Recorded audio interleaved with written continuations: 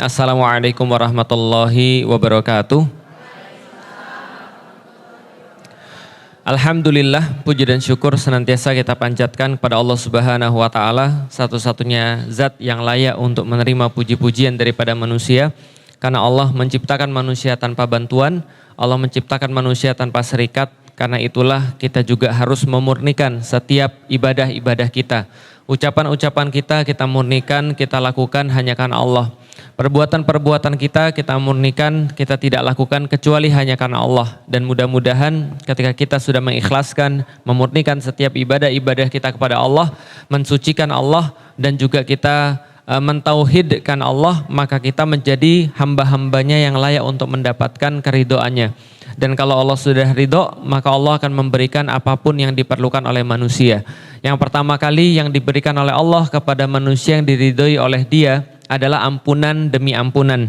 Dan sesungguhnya tidak ada satupun yang lebih diperlukan oleh kita sebagai manusia kecuali adalah ampunan-ampunan Allah. Maka kita berharap mudah-mudahan ketika Allah sudah mencintai kita, kita sudah diampuni oleh Allah, maka kita diberikan banyak hal kebaikan-kebaikan, baik kebaikan di dunia ataupun kebaikan di akhirat. Kadang-kadang Bapak Ibu sekalian, banyak orang-orang itu terhambat hidupnya, terhambat aktivitas-aktivitasnya. Apapun dalam hidupnya itu terhambat karena dia tidak disayangi oleh Allah. Itu aja sih sebenarnya. Maka kalau misalnya kita nanti akan bahas di dalam kajian kita pada hari ini, melanjutkan kajian kita yang kemarin, dan kita juga bahas di dalam beberapa ayat-ayat di dalam Al-Quran, orang-orang yang Allah sayangi, orang-orang yang Allah berikan kemudahan dalam kehidupan, itu diawali dengan diberikan rahmah, kasih sayang itu. Jadi kalau sudah diberikan rahmah, baru kemudian diberikan yang lain, gitu kan ya. Jadi misalnya dalam suratul Kahfi misalnya, Rabbana atina min ladunka rahmah wa hayyi lana min amrina rasyada. Banyak sekali kata-kata seperti itu. Jadi doa-doanya para nabi, doa-doanya orang-orang soleh itu diawali dengan minta rahmah daripada Allah. Jadi kalau Allah sudah kasih rahmah, Allah kasih jalan keluar. Allah sudah kasih rahmah, Allah kasih petunjuk. Allah sudah kasih rahmah, Allah kasih banyak hal yang lain yang memudahkan dalam kehidupan kita. Pertanyaannya, bagaimana caranya mendapatkan rahmah? Caranya mendapatkan rahmah ya mentauhidkan Allah. Caranya mendapatkan rahmah ya menyayangi Allah. Maka siapa yang menyayangi Allah, mencintai Allah, mengikuti Nabi, ikut syariat, tauhid dan seterusnya, pokoknya melakukan semua ketaatan, Allah nanti akan sayang sama dia, rahmah. Makanya orang-orang yang disayangi oleh Allah itu nanti disebutnya wali. Karena wali itu diambilnya daripada perkataan yang sama dengan aulia. Wali aulia itu diambil dengan kata yang sama, yaitu adalah cinta.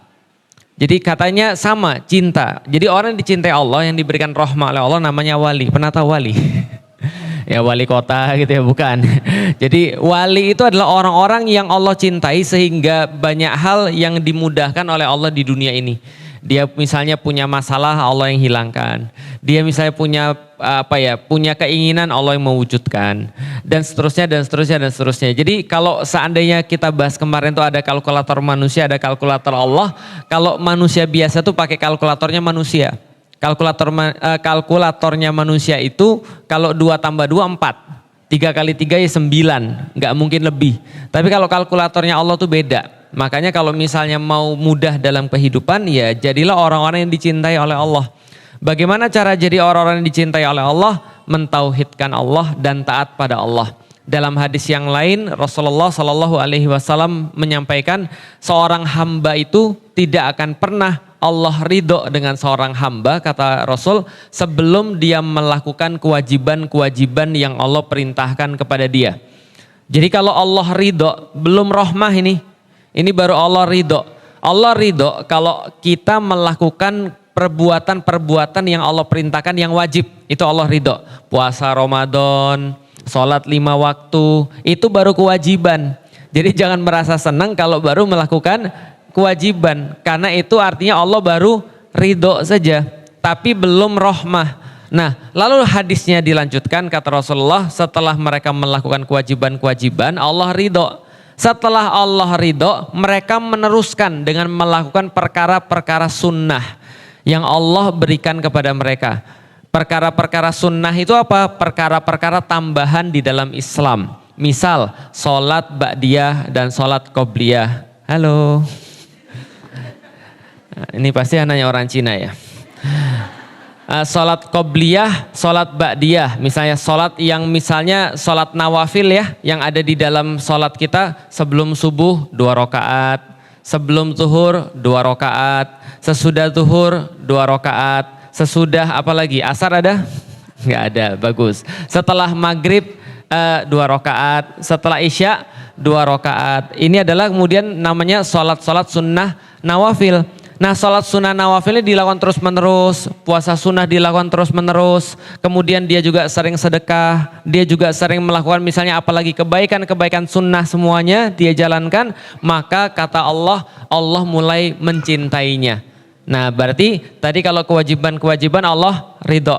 Lalu kemudian dia senantiasa melakukan kewajiban-kewajiban itu sampai Allah ridho, dia tambahkan dengan sunnah-sunnah nawafil. Setelah sunnah nawafil Allah jadi cinta, Allah jadi sayang. Sayang, Allah kemudian memberikan dia rahmah. Setelah Allah memberikan dia rahmah, maka kata Allah apa? Di dalam hadis itu Rasul sampaikan, maka matanya akan menjadi mata Allah yang dia melihat dengan mata Allah. Artinya dia ngelihat segala sesuatu itu nggak mudah tertrigger, dia nggak mudah merasa sakit hati, dia nggak mudah merasa misalnya ya matanya bagus, maksudnya gitu. Lalu kemudian katanya di dalam hadis tadi apa lagi? Maka tangan dia akan menjadi tangan Allah, di mana dia akan berbuat dengan tangan Allah itu. Artinya apa? Artinya ketika dia menyelesaikan satu masalah dengan tangan manusia, itu biasa-biasa saja. Ketika Allah sudah mencintai dia, Allah menggunakan tangannya untuk membantu dia. Paham maksudnya? Maka kemudian hadisnya berkata lagi, kemudian kata Rasulullah, ketika dia meminta, Allah akan penuhi. Ketika dia nggak minta perlindungan pun, Allah akan lindungi dia. Itu kalau orang-orang sudah dicintai oleh Allah. Maka salat dan salam semoga tercurah dan terlimpahkan kepada baginda Nabi besar Muhammad sallallahu alaihi wasallam, manusia mulia yang telah menunjukkan kepada kita jalan yang mulia. Sungguh Bapak Ibu sekalian, andaikan kita itu punya utang kepada manusia, kita pun merasa nggak enak untuk kemudian segera melunasi hutang tersebut. Tapi hutang kita terhadap Rasulullah jauh lebih besar daripada hutang kita terhadap manusia, andai pun kita punya hutang. Kenapa? Karena kalau tidak ada Rasulullah, maka kita tidak punya Islam. Kalau tidak ada Rasulullah, maka nggak ada yang ngajarin seperti apa jadi manusia yang sempurna. Sangat sederhana saja. Ketika kita menginginkan menjadi keluarga yang berbahagia, kalau ada orang mengatakan, saya bercita-cita jadi seorang atlet basket, maka biasanya orang itu tahu. Kalau kamu bercita-cita jadi seorang atlet basket misalnya, kamu itu menurutmu atlet basket paling sukses siapa? Maka dia bisa menyebutkan, oh Michael Jordan, oh Kobe Bryant, ataupun siapapun lah.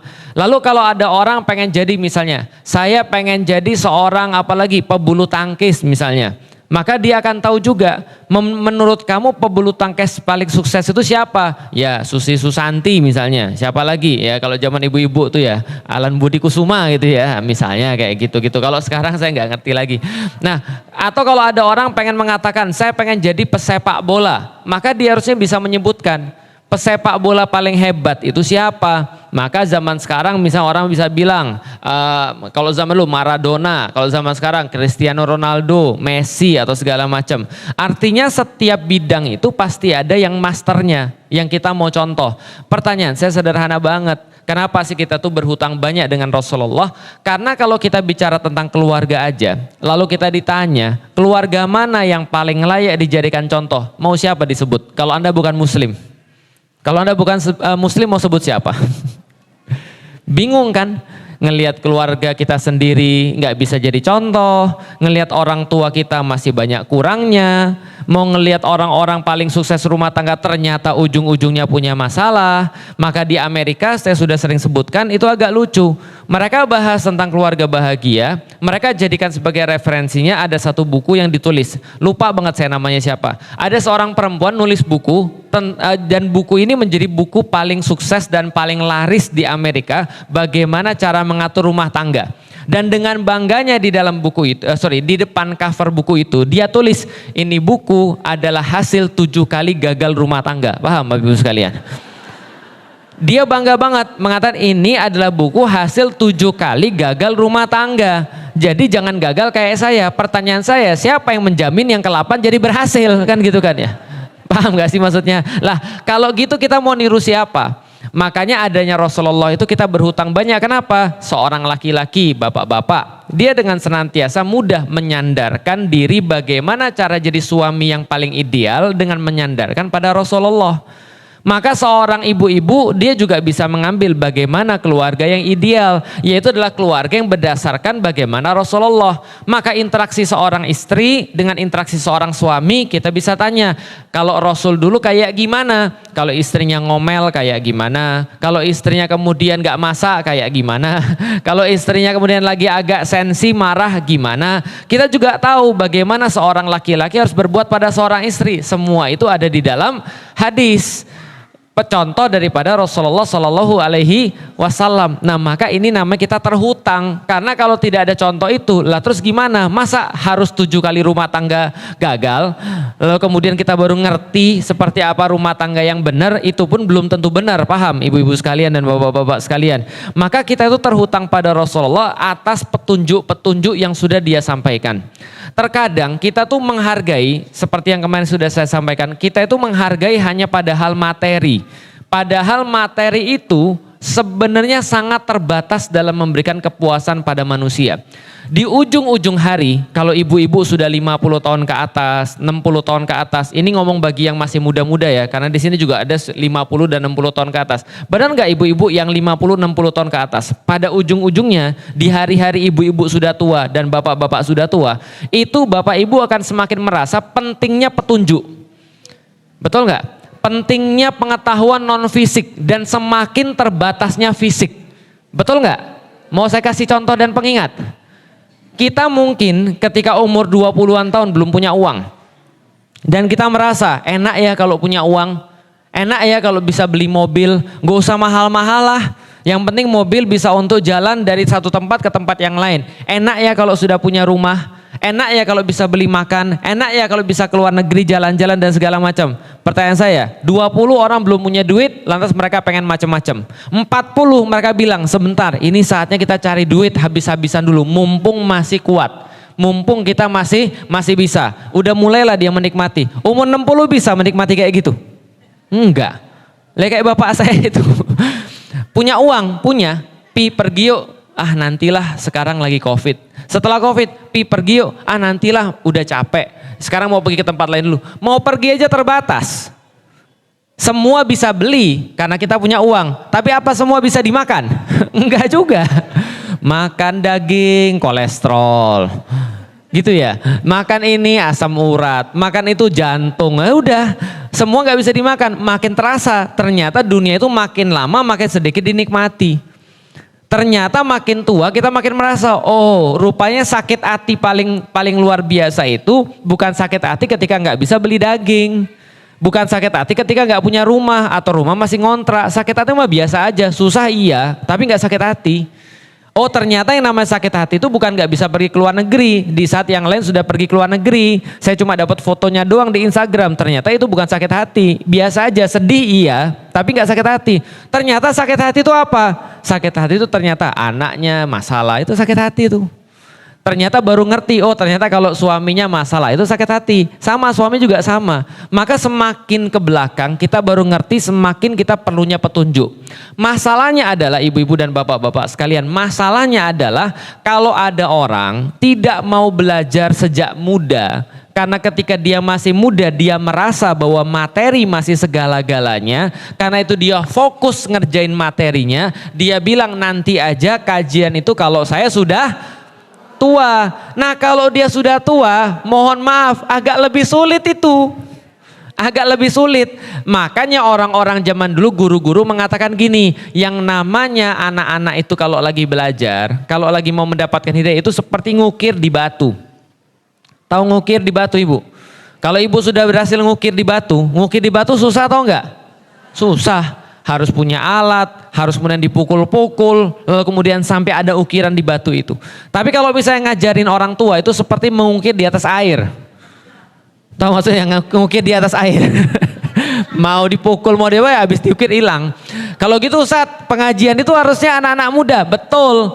Kalau gitu orang-orang tua boleh nggak? Boleh, bahkan wajib untuk orang tua. Kenapa? Lah orang tua bentar lagi mau berpulang. Persiapannya harus lebih banyak, maka belajar bagi orang tua itu sudah jadi kayak wajib. Wajib itu maksudnya ya datengin kajian-kajian itu menjadi wajib karena memang mencari ilmu itu adalah wajib. Yang kedua bekal persiapan.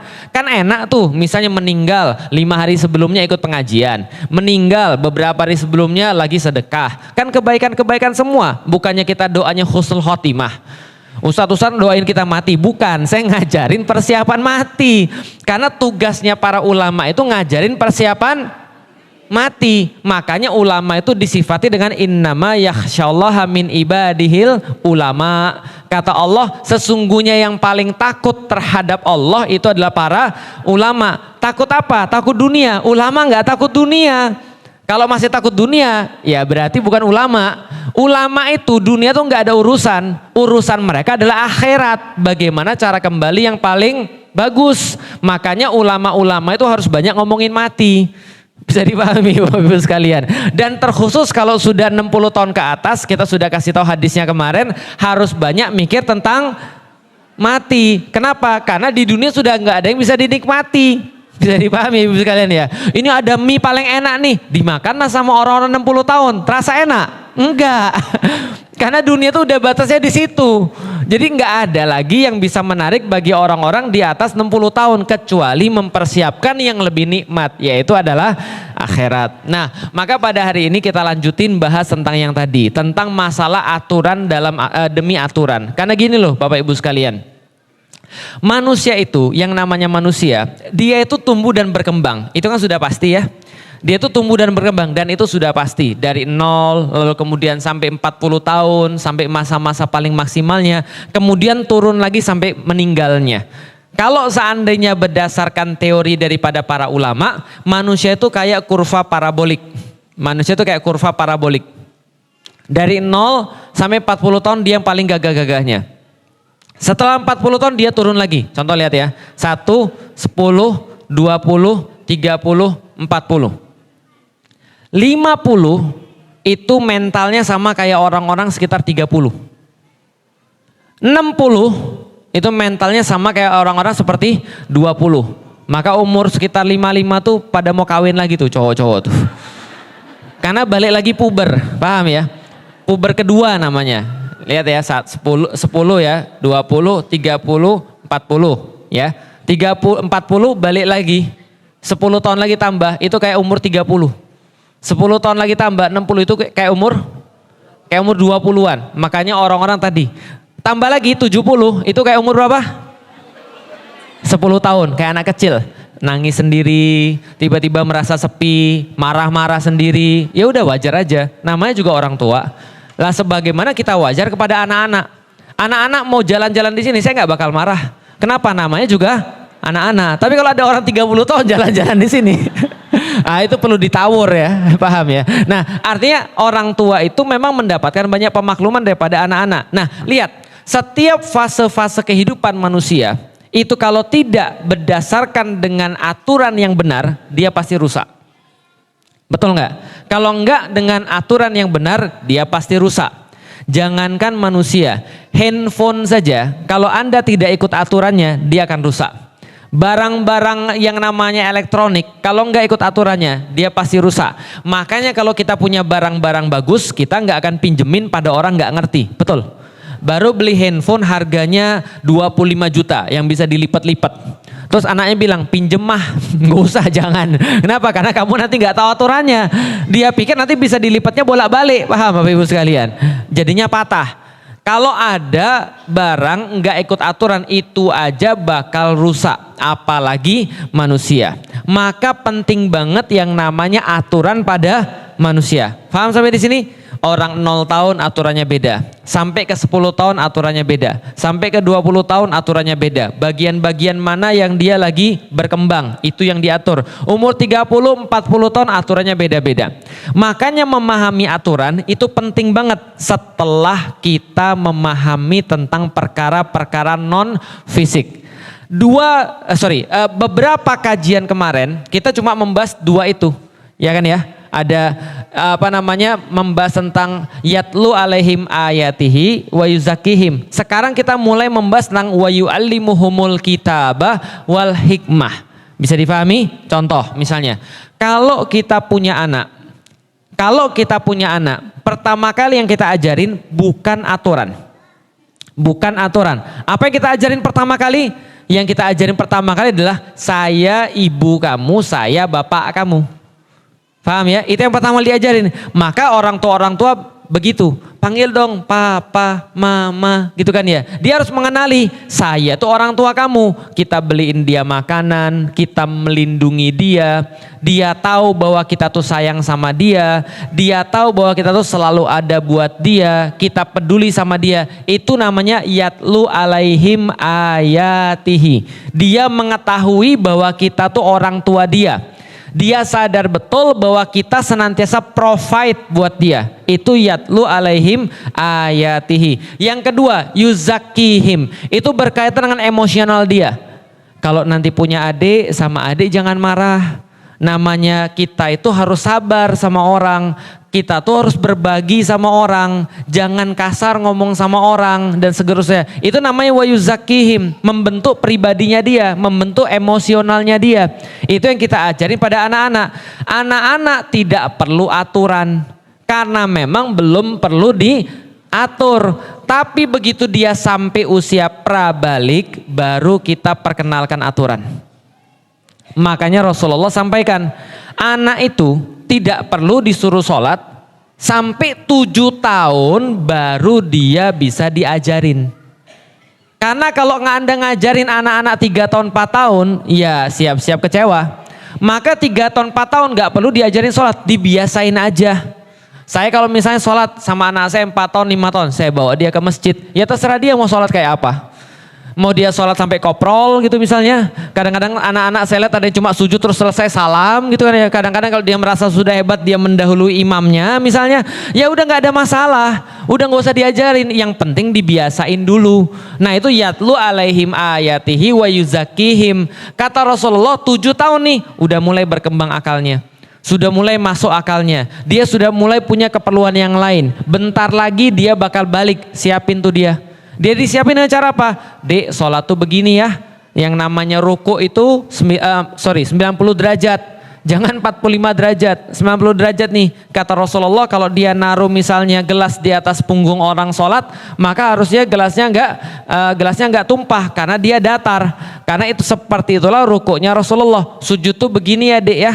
Tangan tuh ditaruhnya di kuping, di dekat kuping. Jangan tangannya ditaruh di sini atau jangan tangannya ditaruh di sini. Lah kenapa? Karena Rasulullah ngajarin seperti itu. Nanti kalau duduk tasyahud tuh begini ya, kalau berdiri tuh begini ya. Kalau misalnya kaki tuh jangan ditaruh di jengkang gitu, jangan. Atau jangan ditaruh juga dirapatkan, jangan. Tapi sesuai dengan bahu. Nah itu kemudian diajarin 7 tahun. 7 tahun dia diajarin mempersiapkan prabalik. Setelah kemudian 10 tahun dia nggak mau sholat, baru dia digantungin cemeti di situ. Paham maksudnya? Dikasih tahu kalau kamu nggak sholat ada konsekuensi. Kalau kamu nggak sholat ada hukuman. Kalau kamu nggak sholat ini perkara yang berbahaya. Baru dikasih konsekuensi. Manusia punya kemudian tahapan-tahapan. Dari bahasan kemarin kita sudah tahu pada diri manusia sebelum dia mau menaati Allah dia harus tahu dulu Allah itu siapa. Allah itu ngasih dia apa? Allah tuh bisa apa? Itulah namanya akidah. Lalu kemudian setelah itu dia ngatur dirinya sendiri. Saya tuh lemah, saya tuh nggak bisa apa-apa. Saya tuh perlu bantuan, saya tuh perlu bimbingan, saya tuh perlu petunjuk dan seterusnya dan seterusnya dan seterusnya. Maka setelah dia tahu bahwa dia itu tidak bisa apa-apa, dia itu lemah, mulai dia perlu yang namanya aturan. Paham sampai di sini? Jadi aturan tuh bagi siapa? Bagi orang yang sudah ngerti. Jangan orang nggak ngerti apa-apa Anda suruh kasih aturan. Wajar kalau dia nggak mau. Kamu itu pergi malam terus. Kamu tuh sebenarnya anak siapa sih? Saya juga nggak tahu. Saya sih berharapnya bukan anak ibu. Lah kenapa? Karena dia nggak pernah dikasih tahu bahwa dia tuh harus sayang sama ibunya dulu. Karena kalau seorang anak sudah ngerti ibunya dan bapaknya dan dia sudah tahu ibu dan bapaknya tuh kayak Rob bagi dia, yang ngasih makan, yang melahirkan, yang ngelindungin, yang ngasih dia segala macam. Ibu-ibu nggak usah ngomong, dia udah ngerti. Bisa dipahami ya? Kalau ada orang anak sudah sayang sama ibu nggak usah marah-marah, dia pulang malam, ibu diem aja, dia udah ngerti. Saya salah ya bu ya. Besok enggak lagi deh. Kenapa? Karena dia sudah punya rasa cinta, sudah punya akidah tadi. Islam juga sama. Makanya banyak orang salah paham dengan Islam ketika dia memandang Islam itu cuma aturan. Salah paham dia. Karena kalau dia memandang Islam cuma aturan, Islam itu ribet. Islam itu nggak masuk akal. Islam itu agama yang kayak apa ya, otoriter. Islam itu nggak adil pada perempuan. Islam itu agama yang rumit. Islam itu agama yang susah karena dia paham cuma aturan-aturan doang. Paham sampai di sini? Karena dia lagi ngelihat Islam cuma aturan tanpa bahas 2 tahapan pertama, langsung bahas 2 tahapan kedua. Apaan tuh Islam? Poligami. Apaan tuh Islam? Cewek harus pakai kerudung. Apaan tuh Islam? Harus sholat 5 waktu, puasa 30 hari. Karena dia nggak pernah bahas cinta.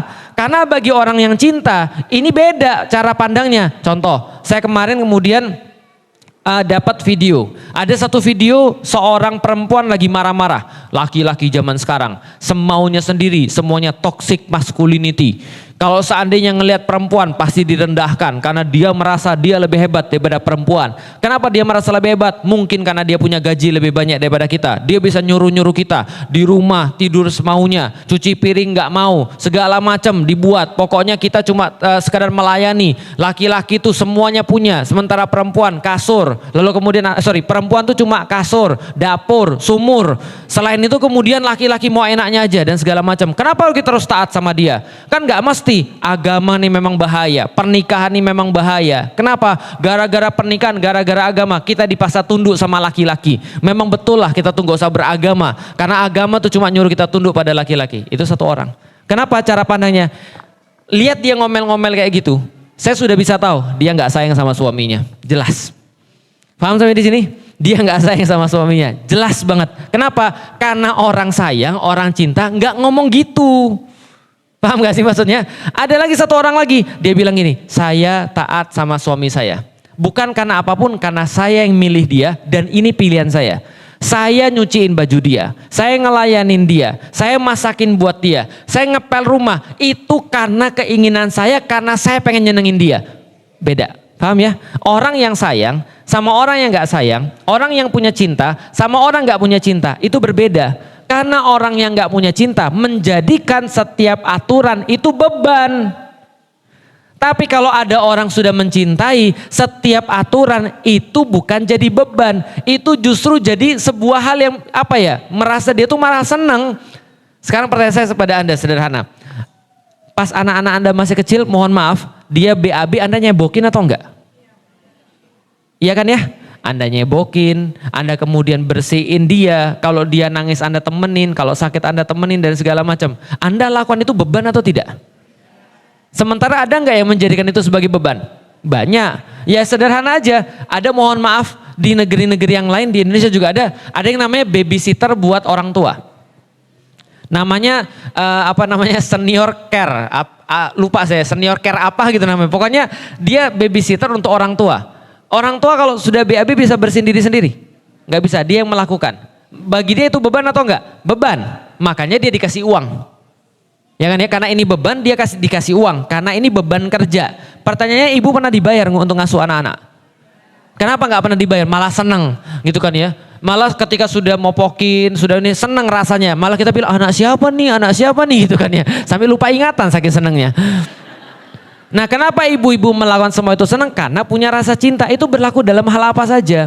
Nah, maka kalau dalam agama juga sama. Kalau dalam agama Anda langsung bahas tentang aturan, nggak bahas tentang 2 ini, ya Anda merasa semuanya sebagai beban. Sholat 5 waktu, Allah itu pengen dihormati banget sih sehingga sholat 5 waktu. Allah itu kok gitu sih ya, membedakan antara laki-laki dan perempuan. Yang laki-laki nggak usah tutup aurat, yang laki-laki tutup aurat tapi auratnya cuma dikit, cuma dari pusar sampai dengan lutut, sementara kita yang perempuan semuanya suruh tutup. Nggak adil banget sih. Memang berarti itu kayaknya Allah itu adalah ciptaannya orang-orang Arab. ciptaannya laki-laki. Buktinya apa? Laki-laki banyak enaknya, kita nggak enaknya. Really? Itu kan ya. Benar seperti itu. Itulah perkataan orang-orang yang nggak pernah bahas tentang rasa cinta tadi. Tapi kalau dia udah yakin Allah itu yang menciptakan dia, yang menyediakan segala sesuatu buat dia, maka aturan-aturan itu terasa tidak begitu problem. Bahkan dia menjalani itu jadi senang. Berlaku juga sebaliknya. Pernah lihat suami-suami yang dia itu kayak takut istri? Pernah lihat kalau mau lihat sebelah sana tuh, lihat tuh.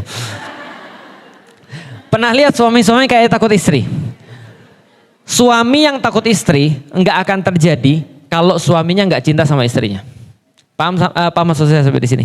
Karena kalau dia nggak sayang sama istrinya, dia berontak tuh, bukan takut. Karena laki-laki itu sebenarnya nggak bisa diatur. Jadi sebenarnya saya juga nggak pernah menyalahkan tentang suami takut istri. Karena kenapa? Efek daripada rasa sayang, kadang-kadang dia kayaknya takut. Kayaknya nurut terus, padahal dia sayang, dia nggak mau menyakiti, dia nggak mau kemudian membuat ibu-ibu susah dan segala macam. Maka dia kemudian nurutin apapun kemauan ibu-ibu sekalian. Bisa dipahami ya? Bagi orang-orang yang lain, laki-laki yang lain, itu aja takut istri, pergi futsal minta izin, itu kan ya. Apalagi misalnya gini-gini takut sama istri, gini takut sama istri, apa istri dipenuhin dan segala macam. Belum tentu juga. Kenapa? Bisa jadi yang ngomong ini dia kemudian belum beristri. Sehingga nggak ngerti rasa cinta sama istri itu gimana. Atau bisa jadi yang ngomong kayak gitu efek mencintai istri berbeda dengan orang yang lain. Jadi nggak serta merta. Maksud saya gini loh. Kalau kita melihat sesuatu berat bagi kita, nggak berat bagi orang lain, coba kita tanya apa yang dia punya atau apa yang dia pikirkan, apa yang dia rasa secara non fisik sehingga membuat itu ringan banget bagi dia. Paham sampai di sini? Contoh, ada seorang sahabat suruh jihad, itu berebut. Bukan seorang sahabat, semua sahabat itu suruh jihad, itu berebut. Bisa kebayang nggak zaman sekarang ada orang suruh jihad berebut? Ada juga orang berebut hidup. Ini berebut, Rasulullah bersabda, nanti kalau seandainya bendera saya dipegang oleh Zaid bin Harithah. Ketika Zaid bin Harithah sudah wafat, maka gantikan oleh Ja'far bin Abu Thalib. Ja'far wafat, gantikan dengan Abdullah bin Rawahah. Kalau Abdullah bin Rawahah wafat juga, silakan pilih di antara kalian. Lah, berarti orang sudah tahu nih, 3 orang nih mati semua besok. Paham sampai di sini? Kan kalau Zaid wafat diganti sama Ja'far. Ja'far wafat diganti sama Abdullah. Abdullah bin Rawahah wafat diganti sama yang lain. Berarti orang sudah tahu 3 orang nih syahid besok.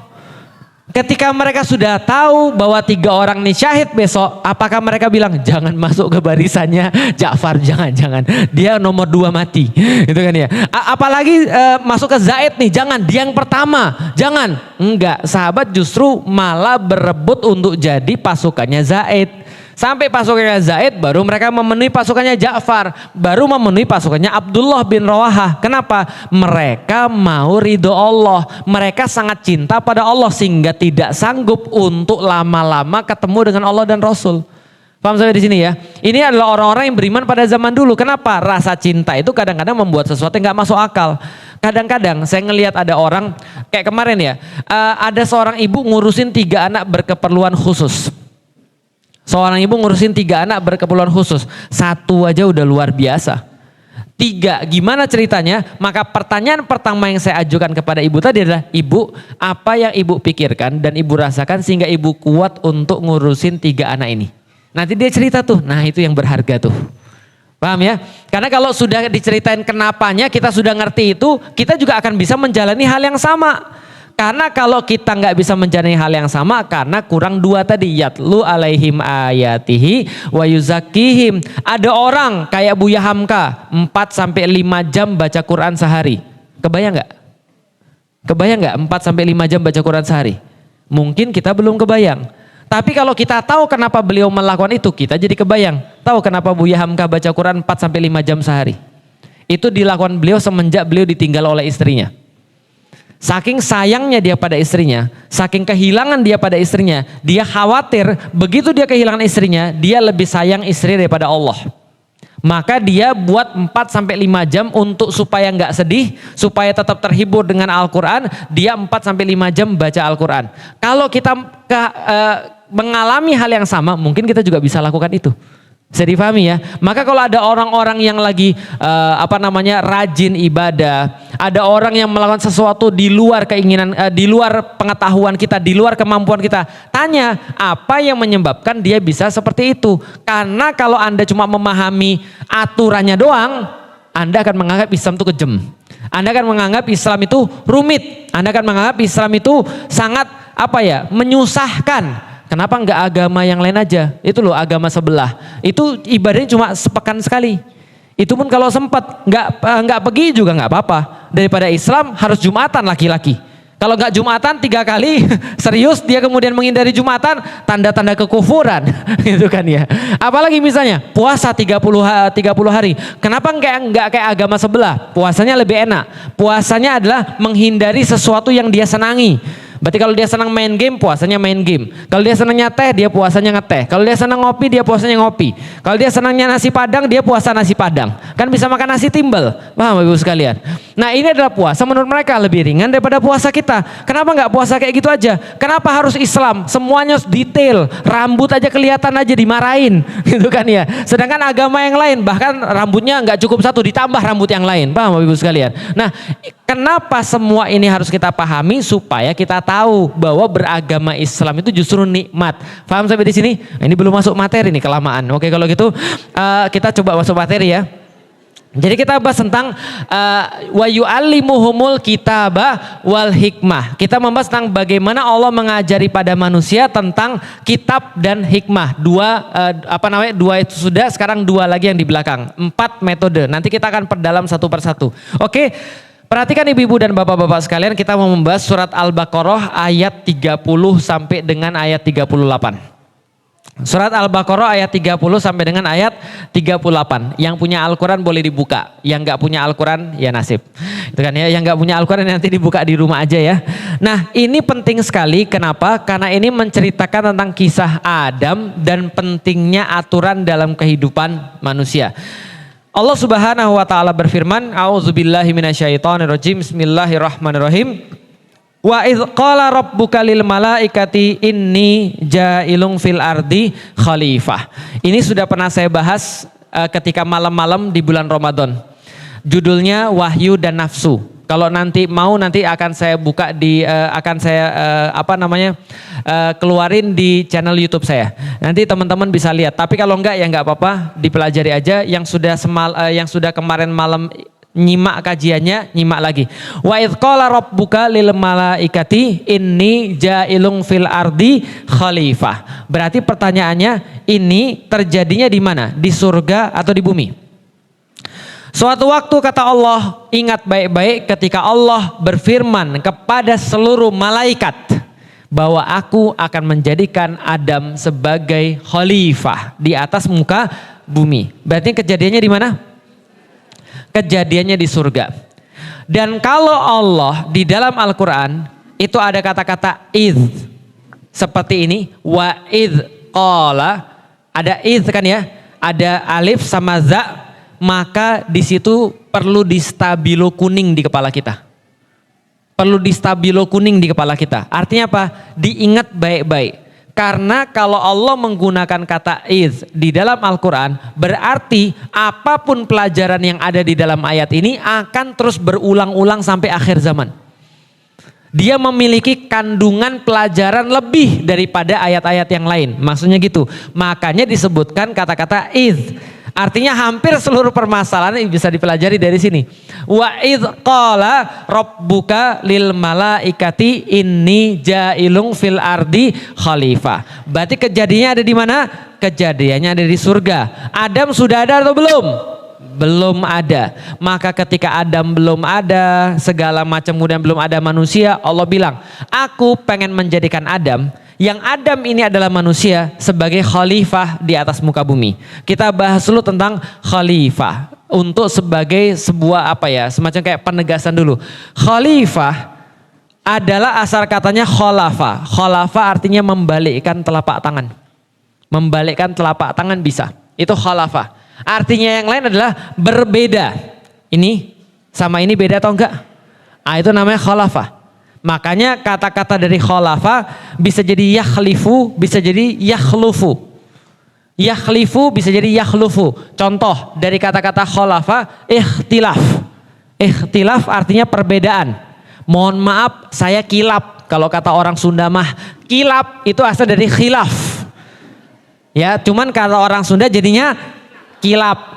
Karena orang Sunda nggak bisa ngomong gitu kan ya. Ustadz eta mah fitnah gitu kan ya. Ya sama aja. Nah, jadi khilaf itu artinya berbeda. Atau khalafa bisa jadi juga mengganti.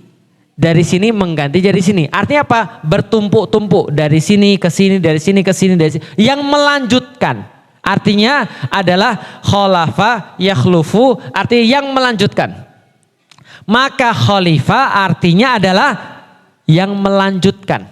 Dari sini ke sini terus ke, itu namanya khalafa, melanjutkan. Jadi khalifah artinya adalah yang melanjutkan. Kalau bahasa umumnya manajer. Contoh ya, ibu punya perusahaan. Lalu ibu bilang ke karyawannya namanya Asep karena dia di Sunda. Sep, sini. Ya ibu. Ibu mau pergi 1 bulan ya Sep.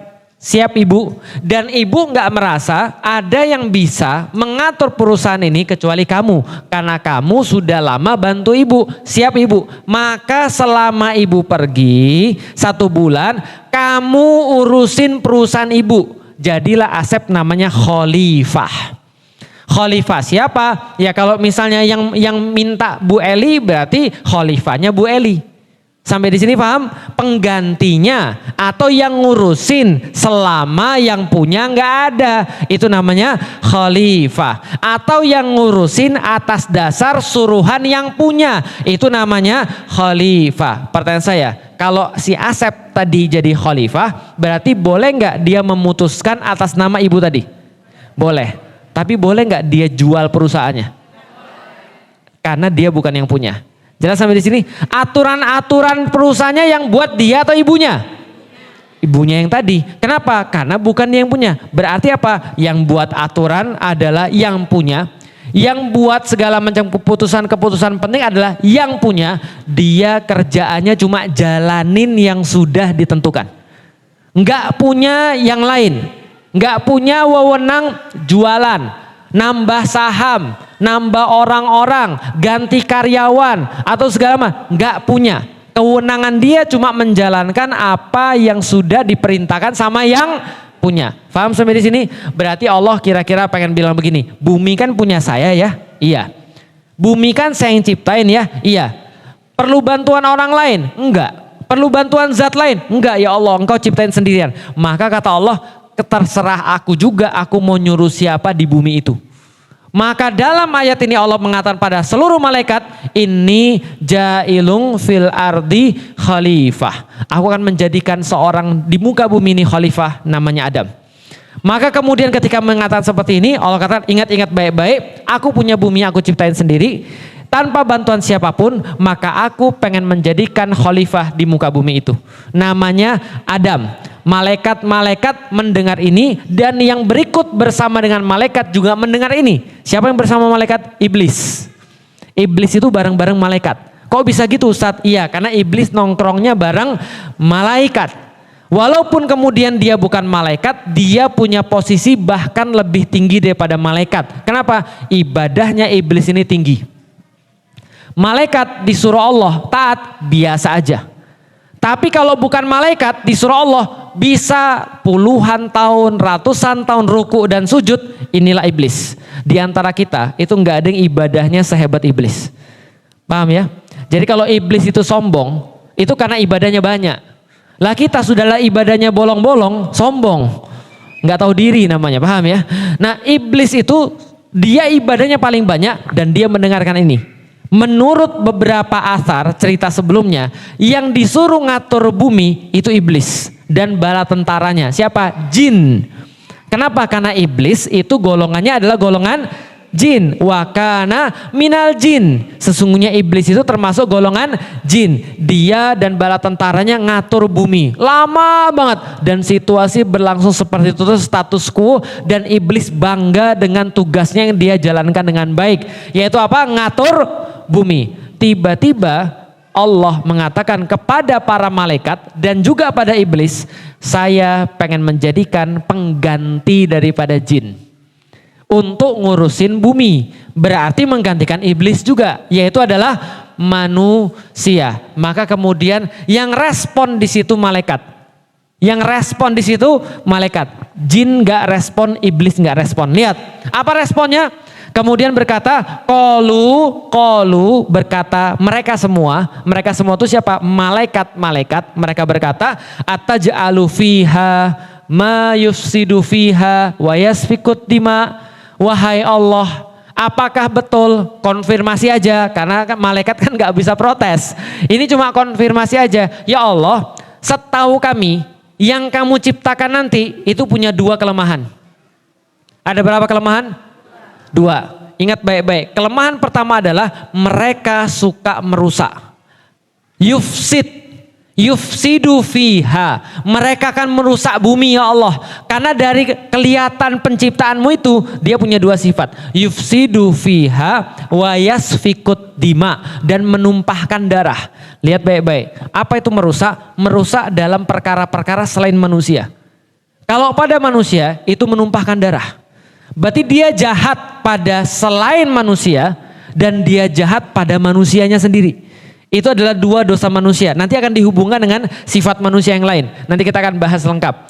Maka kemudian malaikat mengatakan, ataj'alu fiha ma yufsidu fiha wa yasfikut dima wa nahnu nusabbihu bihamdika wa nuqaddisu lak. Wahai Allah, apakah benar engkau akan menjadikan manusia yang mereka itu punya 2 sifat yang kami tahu itu pasti ada. Yang pertama, mereka suka merusak, mereka menumpahkan darah. Sementara kami senantiasa mensucikan engkau, kami senantiasa kemudian menyembah engkau, dan kemudian kami senantiasa bertasbih dan berhamdalah kepada engkau. Gimana ya Allah kira-kira? Ini bukan protes ya, ini namanya konfirmasi. Karena malaikat nggak bisa protes. Kenapa malaikat nggak bisa protes? Karena malaikat nggak punya akal. Jelas ya, malaikat nggak punya kemampuan protes. Yang ada konfirmasi. Itu pun Allah yang nyuruh. Kok bisa gitu? Nanti kita lihat. Itu kan ya, kita lihat ayatnya. Oke, setelah kemudian berkata begitu, kemudian berkata, qala, Allah berkata lagi, inni a'lamu ma la ta'lamun. Tenang, aku tahu kamu tidak tahu. Jadi Masya Allah ya, suka nonton film nggak ibu-ibu? Suka nonton film? Enggak. Ada yang suka nonton film? Kalau yang suka nonton film akan tahu pentingnya plot di dalam film.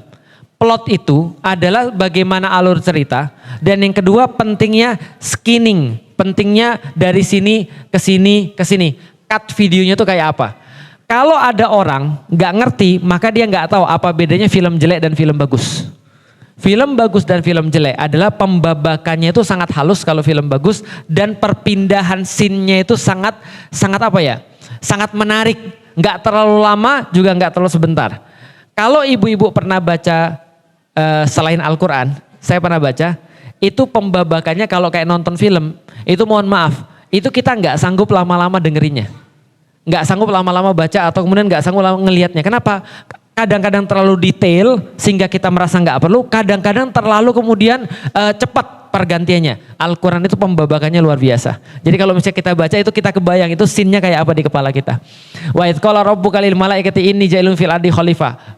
Ketika Allah berkata, oh berarti settingnya udah tahu kayak begini. Tiba-tiba malaikat bilang begini. Ketika malaikat bilang begini, pindah ke scene ini, pindah ke scene ini. Nanti kita lihat begitu. Artinya Al-Quran itu menyenangkan untuk dibaca bagi orang-orang yang ngerti. Tapi kalau bagi orang-orang nggak ngerti ya sama aja semuanya. Nonton film apa juga sama aja, gitu kan ya. Kenapa? Karena mereka nggak ngerti tentang tadi kan. Nah, kemudian diganti. Allah berkata, inni a'lamu ma la ta'lamun. Aku tahu dan kamu tidak tahu. Diubah scene-nya. Wa 'allama Adamal asma'a kullaha. Berarti tadi Adamnya sudah ada atau belum? Belum. Tiba-tiba diganti, ini Adamnya sudah ada. Jelas ya, Adamnya sudah diciptakan, lalu kemudian Adamnya sudah bisa hidup, lalu kemudian Allah katakan wa 'allama Adamal asma'a kullaha. Lalu setelah Adam kemudian ada tercipta, Allah sampaikan, kami mengajarkan kepada Adam. Allama memberikan ilmu kepada Adam. Apa pertama kali ilmunya? Menghafalkan nama benda-benda. Makanya para ulama berkata pentingnya menghafal. Jangan sampai kita ikut-ikutan dengan pendidikan gaya-gaya orang barat. Orang barat bilang, itu orang-orang cuma hafalan doang. Hafalan itu penting. Karena hafalan adalah dasar daripada semua ilmu. Maka di sini Adam diminta untuk menghafalkan. Wa 'allama Adamal asma'a, al asma'a kullaha, itu disebutkan tentang segala sesuatu, nama benda-benda di dalam surga. Sekaligus dikasih tahu oleh Allah, kami ngajarin Adam. Setelah kemudian diajarin kepada Adam, summa aradohum alal malaikah. Setelah kemudian diajarkan pada Adam, maka Allah katakan, nih benda-benda yang sama, silahkan malaikat kalian sebutkan. Summa aradhum alal malaikati. Lalu kemudian Allah berkata, faqala, berkata pada malaikat, ambihum bi asmaihim. Wahai malaikat, sebutkan nama benda-bendanya. Udah kebayang ceritanya tadi? Filmnya kebayang ya? Adam belum diciptakan, Allah bilang pada malaikat, malaikat konfirmasi, iblis diem. Lihat baik-baik ya, iblis diem. Ini penting juga nih. Kenapa iblis gak dikatakan protes padahal dia bisa protes? Dalam hatinya itu membara. Dalam hatimu, siapa newbie ini nih? Dia orang baru mau gantiin saya. Emang ada yang bisa lebih baik daripada saya? Nanti dalam ayat-ayat yang lain, surat Al-A'raf misalnya, dalam ayat-ayat yang lain surat Toha dan segala macam, itu nanti diceritakan bagaimana keselnya iblis yang gak ngomong itu. Makanya kalau lagi ada masalah di rumah tangga, mbok yang ngomong. Karena Anda bukan iblis, paham ya? Karena yang biasa nggak ngomong itu nanti jadinya parah. Ini udah dicontohin nih. Kok malaikat protes Ustadz? Malaikat nggak protes, dia konfirmasi. Makanya kalau yang konfirmasi biasanya jauh daripada masalah. Antum kok kemarin ketemu saya, antum nggak negur saya? Apa antum itu sudah lupa sama saya? Atau antum tuh nganggap saya bukan teman lagi? Oh, emang kemarin saya lewat di depan antum toh? Cuma nggak ngelihat doang, paham ya? Saya sering kayak gitu. Kadang-kadang saya jalan doang, saya nggak lihat siapa di sebelah kiri dan kanan saya. Cuma kalau ada orang baper, Ustadz Felix pasti lagi marah sama saya. Loh, orang saya nggak ngelihat, paham ya? Nah maka malaikat konfirmasi, yang nggak konfirmasi siapa? Iblis. Makanya dia ngamuk, karena dia nggak konfirmasi, paham ya? Nah itu diceritain di dalam Al-Quran. Setelah diajarkan tadi Adam kemudian belum diciptakan, Allah ngasih tahu. Yang konfirmasi malaikat, yang gak konfirmasi adalah iblis. Iblis nahan. Setelah itu ganti sin. Allah sudah menciptakan Adam, kemudian Allah katakan, wa 'allama Adamal asma'a kullaha. Lalu kemudian Allah mengajarkan Adam nama benda-benda semuanya. Lalu kemudian setelah diajarkan, ini namanya ini namanya ini namanya ini namanya ini. Lalu kemudian oke, semua barang-barangnya kasih ke malaikat. Malaikat silakan sebutkan. Apa kata malaikat? Subhanaka la ilma lana illa ma alam tanah. Ini menarik nih. Faqala ambiuni bi asma'i haula'i in kuntum shadiqin. Qalu subhanaka la ilma lana illa ma alam tanah. Lihat, perhatikan baik-baik yang bawa Al-Qur'an. Qalu, berkata malaikat, subhanaka. Langsung malaikat bilang maha suci Allah. Jadi kata-kata subhanallah atau kata-kata subhanaka atau subhanallah itu ibu sebutkan kalau ibu lagi mau menafikan segala sesuatu yang enggak Allah. Contoh, ada orang bilang, Tuhan kan ada 3, subhanallah. Paham ya? Subhanallah, Allah enggak gitu. Nah itu baru. Kamu merasa lebih tahu daripada aku, subhanallah. Paham ya? Subhanaka. Ini kata malaikat. Jadi subhanallah itu bukan untuk sesuatu yang menyenangkan. Tapi untuk sesuatu yang membuat Anda kaget dan tidak seharusnya, dan Anda pengen mensucikan Allah daripada perkara yang seperti itu. Ada orang yang nyembah selain Allah, subhanallah. Ada anak umur 30 tahun gak sholat Jumat, subhanallah. Nah, itu kata-kata yang pertama keluar, subhanallah. Kalau kita subhanallah indahnya gitu kan ya, itu beda. Masya Allah, bukan subhanallah ya. Tapi kalau salah-salah dikit ya nggak apa-apa lah. Yang penting yang disebut masih nama Allah ya, bukan astaga naga gitu kan ya. Paham ya? Jadi coba dilatih supaya nanti kalau pas sakaratul maut tuh enak, gitu ya. Ada orang yang nggak ngelatih zikir di dalam hidupnya, pas sakaratul maut yang disebut yang lain.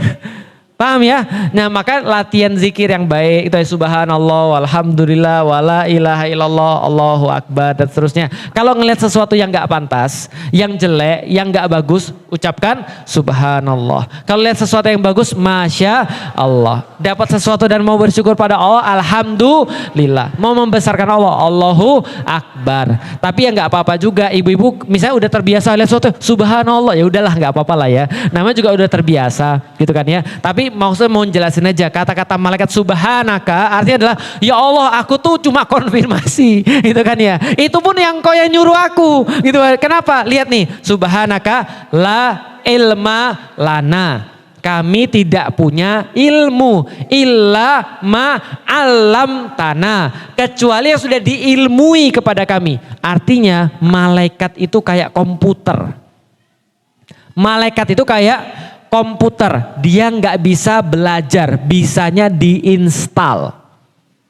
Paham maksudnya? Alam tanah di sini nih, illa ma alam tanah. Alam tanah di sini bukan maksudnya belajar, tapi diinstal. Kami tidak punya ilmu kecuali yang dikasihkan pada kami. Berarti setiap perbuatan malaikat itu Allah yang atur, termasuk dia nanya. Paham sampai di sini? Berarti bukan protes ya, karena malaikat nggak bisa protes. Allah nyuruh supaya kita itu tahu scene-nya kayak apa, babaknya kayak apa, ceritanya kayak apa. Paham sampai di sini? Lalu kemudian apa yang dikatakan oleh malaikat? La ilma lana illa ma 'allamtana innaka antal alimul hakim. Sesungguhnya engkau yang maha mengetahui, engkau yang maha bijaksana. Ya Allah engkau berbuat sesukamu ya Allah, enggak apa-apa. Lalu kemudian berkata Allah, qala berkata Allah, ya Adamu ambihum bi asmaihim. Oke lihat nih. Tadi sudah dikasih ini namanya ini Adam, namanya ini Adam, ini namanya Adam, ini namanya ini. Oke selesai. Malaikat sebutkan. Malaikat nggak bisa.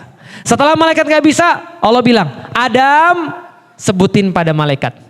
Falamma amba'ahum bi asmaihim. Maka kemudian Adam menyebutkan nama satu persatu dan nggak ada yang salah. Adam hafalannya kuat.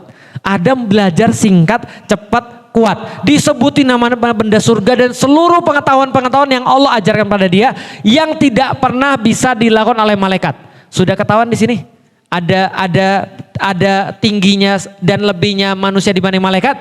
Sudah. Lantas setelah kemudian Adam kemudian mengatakan, maka Allah berkata, kalau Adam anbihum bi asmaihim falamma amba'ahum bi asmaihim, ketika sudah disebutkan nama benda-benda surga itu, qala alam aqul lakum, bukankah sudah aku katakan kepada para malaikat, ini a'lamu ghaibas samawati wal ard wa a'lamu ma tubduna wa ma kuntum taktumun. Lihat baik-baik, Allah bilang, bukankah sudah aku kasih tahu kepada kamu bahwasanya aku tahu semua hal. Lihat, aku tahu semua hal. Aku tahu apapun itu, bahkan yang engkau sampaikan dan apa yang engkau tidak sampaikan. Sama di sini, ini penting banget. Kenapa? Lihat ya. Di dalam Al-Qur'an, kita sudah tahu tadi kejadiannya Allah bilang pada malaikat, di situ ada siapa? Ada iblis. Yang ngomong siapa?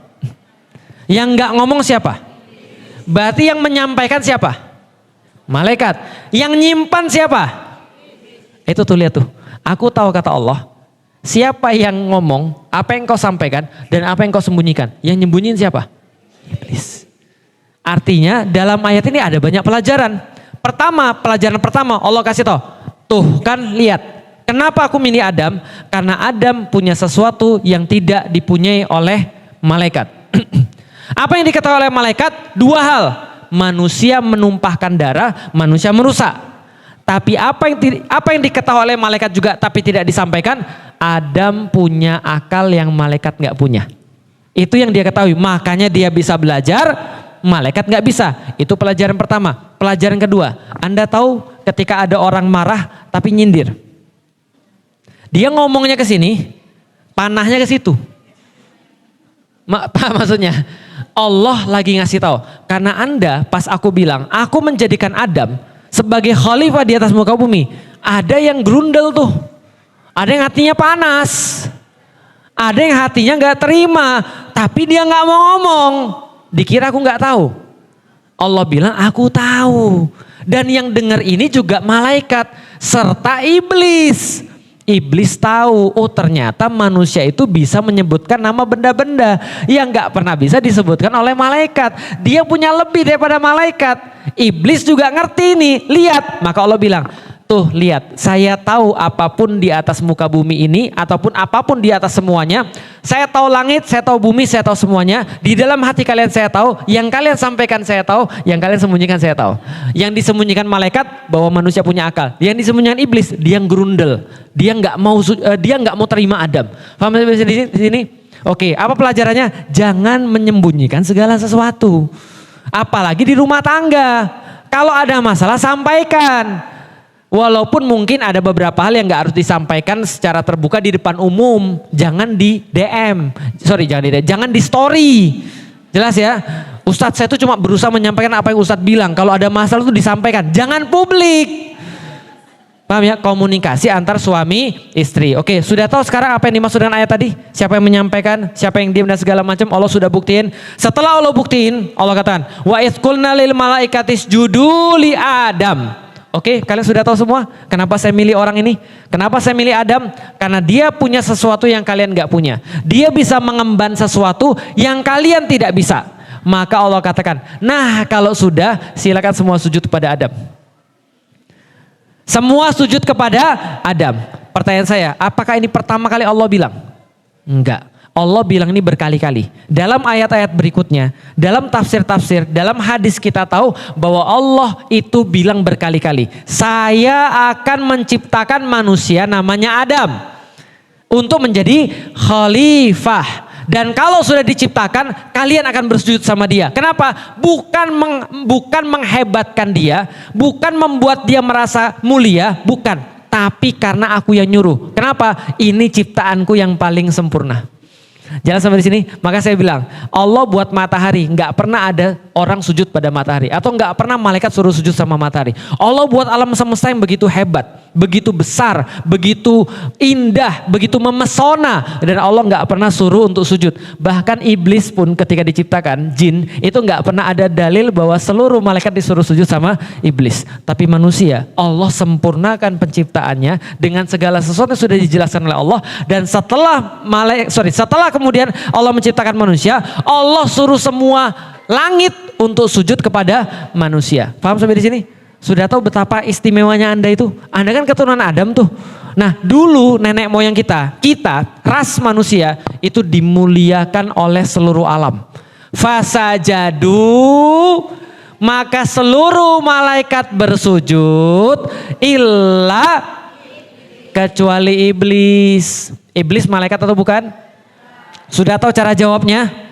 Ustadz, tapi di situ dikatakan seluruh malaikat bersujud kecuali iblis. Berarti iblis malaikat atau bukan? Iblis cuma nongkrongnya sama malaikat, tapi dia bukan malaikat. Maka semuanya bersujud kecuali, baru dia terang-terangan mengatakan saya tidak mau.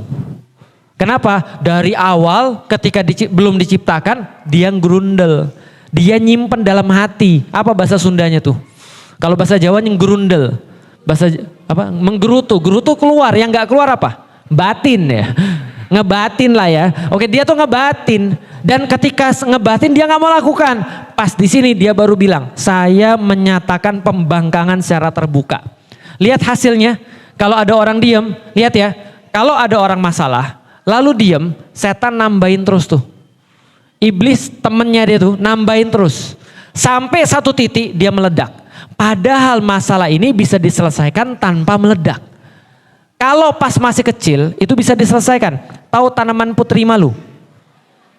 Kecil dia bisa dicabut. Nusuk jarumnya? Enggak. Kalau masih kecil Anda ambil itu enggak sakit. Tapi coba kalau dia sudah gede, sudah jadi kayak pohon gitu, sudah berkayu gitu, itu jarumnya parah banget. Bahkan bukannya nusuk, luka. Artinya apa? Kalau pas masih kecil kita nggak cabut tuh benih-benih yang kayak gitu-gitu tuh. Nanti pas sudah gede, orang bukan hanya malas, tapi nggak bisa. Awalnya kita nggak mau nyabut karena malas. Udahlah, males gue kalau mau ngomong sama dia. Males nih awalnya nih. Udah gede, bukan males lagi, nggak bisa dicabut. Paham ya? Dan fisik itu sama non fisik, penyakit fisik dan penyakit hati lebih susah nyelesain yang mana? Paham? Ini kejadian pada iblis, belajar makanya. Iblis itu diam. Setelah dia diam, lantas dia meledak. Ustadz, suami saya tuh Ustadz kayak iblis. Kalau ada masalah dia diam aja. Oke, saya mau kasih tahu. Diamnya perempuan sama diamnya laki-laki berbeda. Kalau diamnya laki-laki itu diperlukan sama dia supaya dia bisa tenang dulu. Maka kalau lagi ada masalah, ibu-ibu jangan ngajak ngomong terus. Paham ya? Nanti dia malah stres, bunuh diri dia nanti. Oke, kalau misalnya laki-laki lagi ada masalah, diem di awal nggak masalah. Yang penting jangan lebih 3 hari. Jangan lebih berapa? 3 hari. Dan juga kalau misalnya bagusnya, tentuin waktunya. Oke, aku ngerti kalau kamu perlu diem. Perlu berapa lama? Paham ya? Jangan diemnya nggak terbatas. Aku nih lagi marah. Iya, aku ngerti kamu lagi marah. Udah biarin aja dulu. Kasihin kopi. Sudah selesai. Biarin dia mikir dulu. Karena dia nggak bisa langsung ngomong. Perempuan aja kadang-kadang begitu kan. Nggak bisa langsung diajak ngobrol. Tiba-tiba tidur aja. Gitu kan ya. Yang laki-laki bilang kamu nggak mau nyelesain masalah. Dia tidur aja. Kenapa? Stres. Kalau dipaksa manusia lagi kayak gini. Yang ada sepaneng bukannya malah nyelesain masalah. Yang dimaksud diem di sini adalah dia diem nggak mau nyelesain masalah. Dia diem dalam perkara yang dia harus diselesain. Kalau diem dalam perkara suami istri lagi marahan, diem 15 menit oke lah. Diem 30 menit oke lah. Asal jangan mati aja di waktu-waktu itu, paham ya? Makanya kalau takut mati ya jangan ribut banyak lama-lama. Paham ya? Diam untuk nyelesain masalah nggak apa-apa. Laki-laki itu tipenya kayak gitu. Laki-laki itu kadang-kadang nggak mau ngobrol. Ingat Nabi Ibrahim. Nabi Ibrahim ketika suruh nyembelih anaknya, diem dulu dia. Setelah dia bisa menguasai baru bilang sama anaknya, gimana menurut kamu? Itu kan ya. Lah kan itu Yaumul Arafah kan begitu. Beliau dapat mimpi dari tanggal 8. Dari tanggal 8 dia sudah ngerti itu adalah permintaan Allah. Tapi dia masih bingung. Maka dia kemudian diam dulu. Sampai tanggal 9 dapat mimpi lagi. Yaumul Arafah. Bahwa saya mengerti sekarang bahwasanya saya benar-benar disuruh oleh Allah. Baru minta pendapat anaknya. Berarti laki-laki sejati kalau lagi marahan memang diam. Justru kalau dia lagi marah, dia main tangan itu yang bahaya. Lagi masalah dia kemudian ngomong itu biasanya keras. Makanya nggak kayak perempuan. Perempuan kalau lagi marah, lagi sedih ya ngomong. Nah, itu bedanya. Nah maka diem di sini maksudnya diem dengan cara iblis ya, bukan diem yang laki-laki. Paham sampai di sini? Kalau mau membedakan lagi nanti kapan-kapan kita bahas. Oke? Setelah semuanya diem-dieman, akhirnya semuanya diem. Setelah iblis diem-dieman, lantas iblis berkata, saya membangkang secara terbuka. Saya nggak mau sujud pada Adam.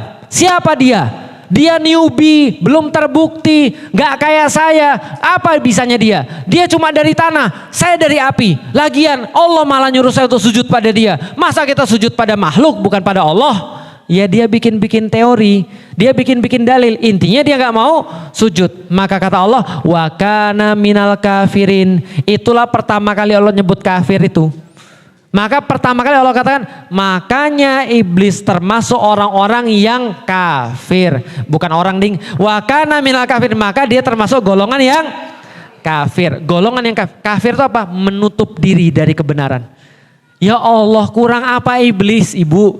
Iblis itu sudah ada di surga lama. Nongkrongnya sama ibu-ibu, nongkrongnya sama siapa? Kalau ada sesat-sesat dikit ya wajar. Karena temannya sesat semua. Ibu-ibu pada julid. Lah kenapa? Tetanggaan julid semua. Ya wah ini nongkrongnya sama malaikat ibu. Apa yang membuat apa yang kurang gitu loh maksudnya. Sudahlah lama, ibadahnya lama, disuruh ngurus berhasil, gak punya track record buruk, nongkrongnya sama malaikat, dipuji sama Allah sebagai abid. Iblis itu nickname-nya abid, hamba Allah yang paling taat. Coba bayangin. Itu iblis tuh, kurang apa lagi? Dia nggak bisa, dia suruh apapun bisa. Yang dia nggak bisa ngeliatin newbie, ngeliatin orang baru muncul, ngeliatin manusia yang belum ada track record. Itu kurangnya dia. Kumpul-kumpulnya salah. Kafir artinya apa? Sudahlah punya orang-orang di sekelilingnya yang pintar-pintar, yang bagus-bagus, dapat kajian tiap hari, baca Quran sudah, orang tuanya soleh dan soleha, dibeliin semuanya, tiba-tiba mau murtad. Paham? Itu kafir, menutup diri dari semua fasilitas-fasilitas dia. Paham ya? Kadang-kadang kita mikir nggak ada orang kayak gitu. Heran saya ya, ada orang, anak-anak yang dia bukan siapa-siapa, bapaknya miskin, ibunya miskin. Gitu kan ya. Bapaknya kadang-kadang malah bapaknya tuh mantan bandit, ibunya nggak ngafal kecuali trikul, kul auzu, auzu lagi sama kulhu. 3 kul doang, tapi anaknya hafiz, anaknya pesantrenan. Tapi ada anak yang lain, semua fasilitas sudah ada, tapi dia males. Bukannya males, dia nyerang Islam. Bukannya nyerang Islam, bilang Islam itu bukan agama yang bagus. Kok bisa? Bisa difahami? Kafir itu bukan keadaan orang jahat, enggak. Dia nutup diri dari kebenaran. Oke, benar. Tapi bodoh amat, gua kagak mau. Wa kana minal kafirin. Nanti akan kita bahas kenapa orang-orang kenapa bisa jadi kafir. Lah setelah itu selesai ya. Tadi sin tadi sudah selesai, sin ini sudah selesai, sin terakhir sebelum kita masuk ke tanya jawab ya. Wa qulna ya Adam uskun anta wa zaujukal jannah. Oke, sudah selesai. Semua suruh sujud, nggak mau tuh iblis. Iblis kemudian disuruh keluar daripada surga. Setelah disuruh keluar daripada surga, termasuk orang yang kafir, maka kemudian Allah bilang, Adam uskun anta wa zaujukal jannah. Ya udah Adam, sekarang kalian tinggal dulu sementara di surga. Diem dulu di sini ya. Uskun anta wa zaujukal jannah. Wa kula minha ragadan haitsu syi'tuma. Dan makan semuanya, apa saja, sebanyak apapun, semua yang ada di dalam surga ini. Oleh kalian berdua, wala taqraba hadhihi syajarah. Tapi cuma aku minta jangan deketin buah yang ini. Ini aturan pertama Allah. Wa kula minha ragadan haitsu syi'tuma wa la taqrabu hadhihi syajarah. Jadi kemudian kalian boleh makan semua ini kecuali jangan makan pohon yang ini. Jelas ya? Itu aturan cuma satu. Semua dimakan, satu nggak boleh. Tahu tugas syaitan? Tahu tugas syaitan? Menjadikan semua yang banyak tuh jadi nggak berharga dan yang satu ini jadi berharga banget. Paham sampai di sini? Belum paham? Selingkuh tuh ya begitu. Paham ya? Anda punya istri yang cantik, pintar masak, sabar, lalu kemudian apa lagi? Pintar usaha, segala macam. Mendadak semua kelebihan dia tuh Anda buta dengan itu. Tiba-tiba ada orang lain cantik enggak? Itu kan ya, ngomongnya juga biasa, pendidikan ya biasa, segala macam ya biasa, tapi jadi cantik banget. Nah itu tugasnya syaitan. Ini serius ini. Makanya kalau ada kata-kata itu pelajarannya banyak. Termasuk dunia. Tahu nggak orang nggak bahagia itu apa? Orang yang nggak bisa menikmati sekeliling dia, pengennya yang lain. Punya handphone Samsung, gitu kan ya? Pengennya Ipin. Paham maksudnya? Karena mendadak jadi nggak menarik bagi dia. Padahal handphone yang sono emang menarik, sama-sama aja. Tapi mendadak jadi menarik. Lekuknya itu loh Ustadz. Di belakangnya tuh ada boba 3 itu loh Ustadz. Yang saya tuh bobanya nggak ada Ustadz. Jadi menarik banget. Itu loh Ustadz. Karena ya itu tadi tugas iblis itu membuat yang Anda nggak punya. Jadi Anda pengen banget sehingga Anda tidak merasa syukur terhadap apa yang Anda punya.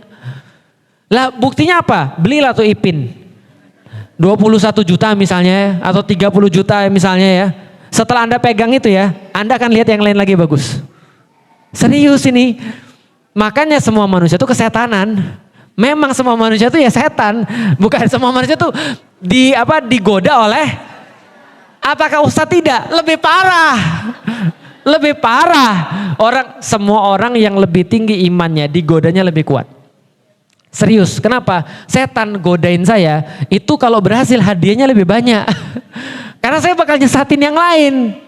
Paham maksudnya? Artinya kalau ibu-ibu sama saya semuanya digoda. Iya, semuanya digoda. Nah makanya kemudian dikatakan tadi, wala taqraba hadhihi syajarah. Jangan dekati semua pohon yang satu ini. Lah kenapa nggak boleh dideketin? Karena kemudian kalau Anda deketin, Anda termasuk orang-orang yang zolim gitu kan ya. Kalau Anda deketin termasuk orang-orang yang zolim. Nah lalu kemudian kita lihat, sudah berganti ya.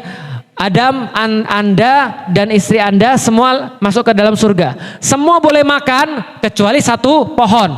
Kalau kamu makan satu pohon, fatakuna minadz zalimin, engkau termasuk orang yang zolim. Apa itu zolim? Zolim adalah Anda menempatkan sesuatu tidak pada posisinya.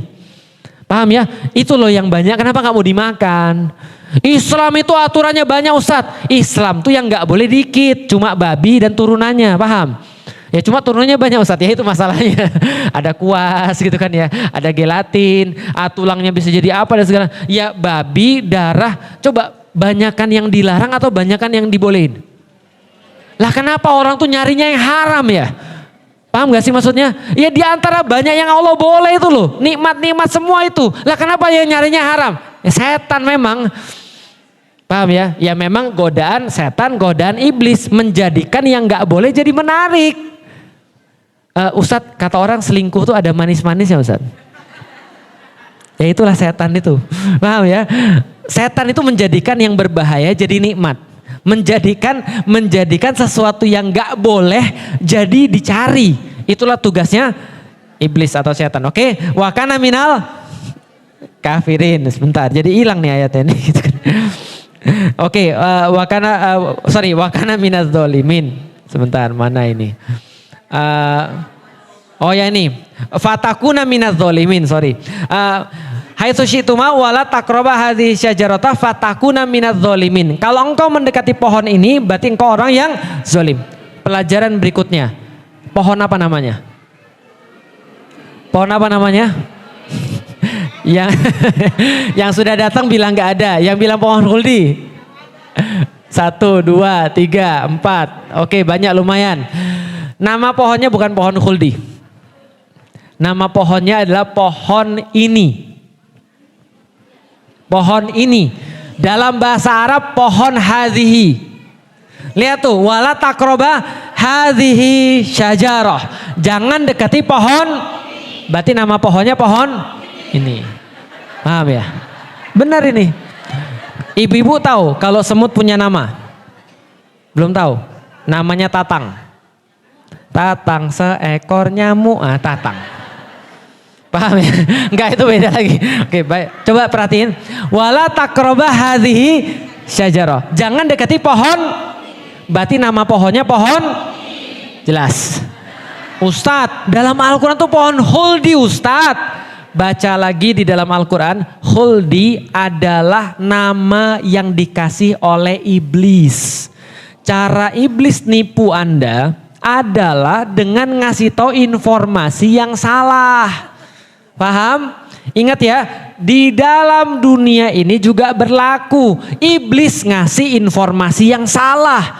Selingkuh itu jantan. Salah atau betul? Ngelawan suami itu modern. Benar atau salah? Ingat ya, iblis itu senjatanya ngasih informasi yang salah. Dalam bahasa Al-Quran, yuwaswisu fi sudurin. Dia nggak bisa dorong Anda ke diskotik, nggak. Dia nggak bisa dorong Anda makan narkoba, nggak. Dia nggak bisa dorong Anda berzina, nggak.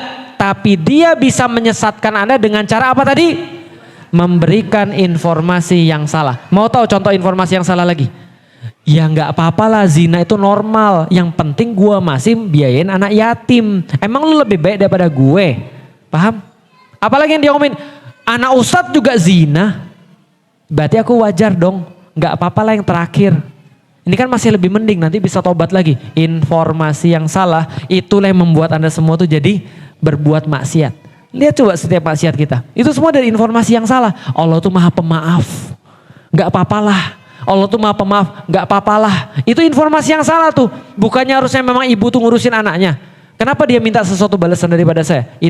Semua informasi yang salah. Itu membuat orang maksiat. Adam tinggal di surga, makan semua boleh, jangan dekati pohon yang Allah bilang itu pohon khuldi. Tahu apa arti khuldi? Khuldi asal katanya khalidina fiha. Artinya adalah khuldi, artinya abadi. Setan bilang, iblis bilang, kamu kan tinggal di surga ya, enak nggak di sini? Enak, masih benar tuh. Oh iya, aku juga pernah tinggal di surga tuh, enak banget. Tapi tahu nggak? Lu tahu nggak sih? Kalau tinggal di surga kayak aku, lama-lama Allah suruh keluar. Oh berarti aku harus keluar dari sini nantinya? Iya, emang kamu mau keluar dari sini? Enggak, ada cara supaya kamu bisa tinggal selama-lamanya di surga. Gimana caranya? Ada buah namanya khuldi. Buah yang membuat orang selama-lamanya tinggal di... Udah kayak setan saya. Enggak, saya cuma ngasih tahu. Setan tuh begini ceritanya. Dia bilang, lu percaya dia sama gua? Lu masa gak percaya sama gua sih? Ya kan, tapi kan lu kan terlaknat sama Allah. Iya, gua memang terlaknat, tapi gua sayang sama kamu. Aku tuh pengen kamu di sini selama-lamanya gak kayak saya. Jangan keluarlah dari sini. Aku cuma nasihatin aja sih. Kalau kamu mau ya boleh, kalau gak mau juga gak apa-apa. Tapi ya gimana ya, sayang banget dilewatkan tuh. Apa tuh buah khuldi? Itu setan tuh begitu. Setan ngasih tahu itu buah khuldi. Emang itu buah yang bisa membuat orang selamanya di surga? Enggak. Tapi setan ngasih nama supaya menyesatkan. Paham ya? Allah ngasih tahu buahnya namanya pohonnya adalah pohon. Allah nggak ngasih tahu bahkan itu namanya apa. Karena Allah pengen kasih tahu ini nggak penting. Cuma ini ujian. Ini nggak penting. Ini ujian. Nggak ada khasiat apapun. Yang lain tuh loh banyak. Semua kalian cuma nggak boleh satu pohon aja. Nggak boleh. Setan ngomong lagi, tahu nggak kenapa Allah nggak boleh? Karena kalau kalian makan buah itu, selain kalian bisa hidup selama-lamanya di surga, kalian punya pengetahuan kayak Allah. Ayo loh, mau nggak? Lama-lama tertipu atau tidak? Sekali iklan gak apa-apa, 2 kali iklan gak apa-apa, 3 kali iklan gak apa-apa. Cuma lama-lama iklan, nah tertipu juga nih 2 orang nih. Maka kemudian ini untuk ke depan. Fa'azzallahuma syaitonu anha. Syaiton menyesatkan, menggelincirkan mereka berdua daripada surga. Dengan cara apa? Syaiton berhasil untuk mengangkat yang tidak boleh menjadi sangat diinginkan. Sementara yang boleh semuanya jadi sia-sia. Padahal sebelum-sebelum sudah ada cerita apa? Adam masuk ke surga, dikasih Hawa, dikasih pendamping supaya nggak sendirian, makan buah apa aja banyak di sana. Pokoknya surga itu ya kayak yang mau kita masuk ini ya surganya Adam. Ada sungai dari madu, dari segala macam, ada barang-barang kalau diminum gak akan haus lagi dan segala macam. Itu semua di surga, tapi mendadak kualitasnya hilang semua demi satu pohon yang tidak ada nama, demi satu pohon yang bahkan dia nggak tahu khasiatnya apa. Cuma katanya siapa? Katanya iblis. Paham sampai di sini? Jelas ya? Belum sampai pada aturan, tapi ibu-ibu sedia tahu. Ini aturan pertama oleh Allah. Jangan makan satu buah dari pohon. Nanti kalau kamu makan, kamu jadi orang yang zalim. Itu aturan pertama. Zalim itu apa? Tidak pada posisinya. Alias apa? Rusak. Dan lihat di dalam Al-Quran nanti cerita pertama. Nanti ini untuk berikutnya ya. Setelah ada makan buah dari pohon yang dilarang oleh Allah untuk dimakan, maka pertama kali yang dilakukan oleh kerusakan itu adalah dia menyingkap aurat. Ya, jadi kerusakan pertama setelah dia makan buah ini, dia buka aurat. Buka aurat. Makanya, lalu kemudian dia nanti ngambil benda-benda, pohon-pohon surga yang ada daun-daunnya dia pakai untuk jadi baju. Padahal sebelumnya dia nggak ada aurat. Ketika kerusakan pertama, aurat. Artinya apa? Lihat pelajaran dari sini, nanti besok kita lanjutin. Setiap maksiat itu akan ngasih Anda kesulitan dalam hidup. Itu pasti. Setiap kemaksiatan itu pasti akan ngasih Anda kesulitan dalam hidup. Belum Ustadz nggak ada. Lihat itu Ustadz, orang kaya, zina, prostitusi, jual narkoba. Baik-baik aja Ustadz, anaknya banyak, istrinya juga banyak. Dia baik-baik aja, belum aja. Tapi setiap kemaksiatan pasti menghasilkan kesulitan di dalam hidup. Dalam kasus Adam dan Hawa, yang pertama kesulitan hidupnya adalah dia terbuka auratnya. Maka banyak orang berkata, jangan remehkan aurat. Kenapa? Karena Adam pertama kali kemudian melakukan kesalahan, auratnya dibuka dan itu adalah awal daripada seluruh maksiat-maksiat yang lain. Paham ya? Jadi orang bilang cuma kerudung aja, cuma jilbab aja, cuma aurat doang kok Ustadz. Cuma kaki doang Ustadz. Hati-hati jangan remehkan aurat. Karena nenek kita, kakek kita, Adam dan Hawa, itu kemudian mereka setelah makan buah ini, yang pertama kali dibuka adalah auratnya. Baik, ini yang bisa kita sampaikan sampai ayat ke berapa nih? 30 34 ya? Tiga ya. Oke, nanti kita akan lanjutkan pada ayat-ayat yang berikutnya dan kita bahas tentang masalah pentingnya aturan di dalam Islam, melanjutkan yang kemarin sehingga kita tahu bahwa keluarga itu juga ada aturan.